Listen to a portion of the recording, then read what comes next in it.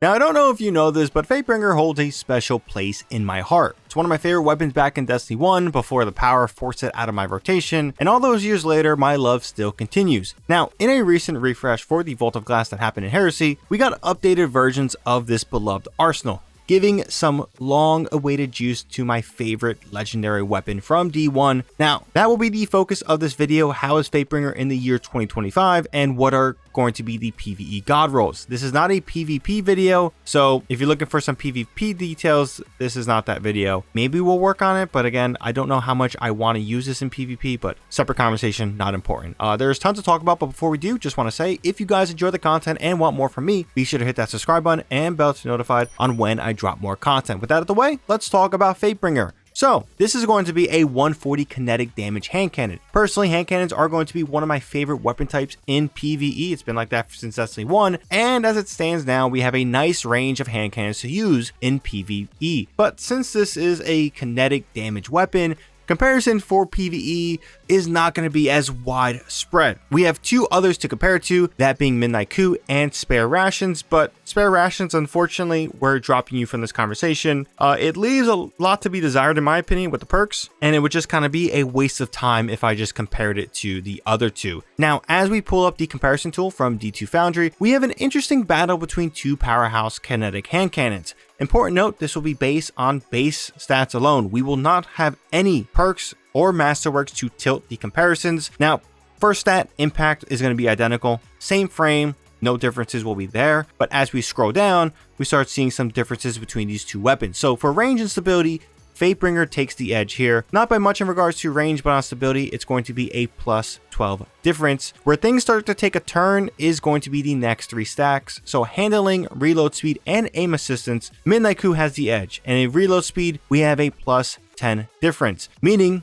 Midnight Coup will have a base reload time of 2.82 seconds versus Fatebringer's 3.08 seconds. This is big. Now, yes, you can make the reload faster, but as it comes to what is going to be better, I like it when I don't need perks to make a weapon as good as another weapon without those perks with better stats. It's not a deal breaker, but it's just something to mention in regards to determining which one will feel better and perform a little bit better. Now, for the rest of comparisons, the next ones that matter would be base magazine and recoil direction. Midnight Coup has the edge on magazine size, having 12 at base versus Fatebringer's 10, but Fatebringer has the edge on recoil direction with a 98 versus Midnight Coup's 80. So the final comparison I would have between these two would be on rarity. Fatebringer is going to be a raid weapon, but one of the bonuses now is that you can craft this if you get 5 red borders. Midnight Coup is an RNG drop when it comes to the base versions of Onslaught, specifically the Into the Light versions. The only good thing here is you can go to Zavala and focus them and make those drops more frequent, but you're still at the whims of RNG. So depending on the ability to play raids will depend on if you can get Fatebringer crafted or just Fatebringer at all right now. So again, depending on the player, depending on your friend group, depends on what is going to be the better option to farm or get. Now, with that comparison out the way,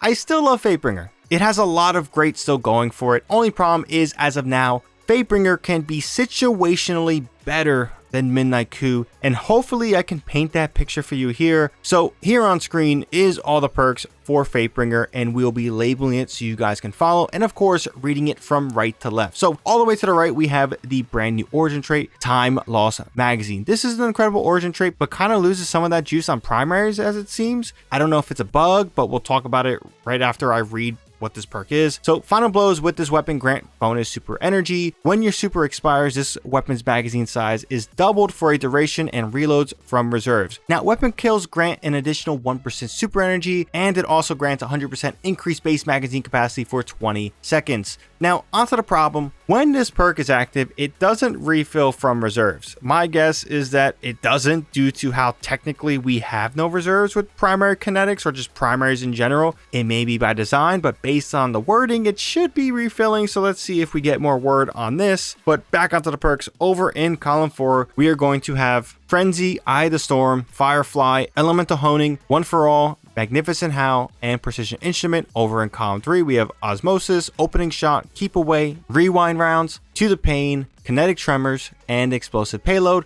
And for magazines, we have Acrized Rounds, Appended Mag, Tactical Mag, Extended Mag, Steady Rounds, Alloy Magazine, and Flared Magwell.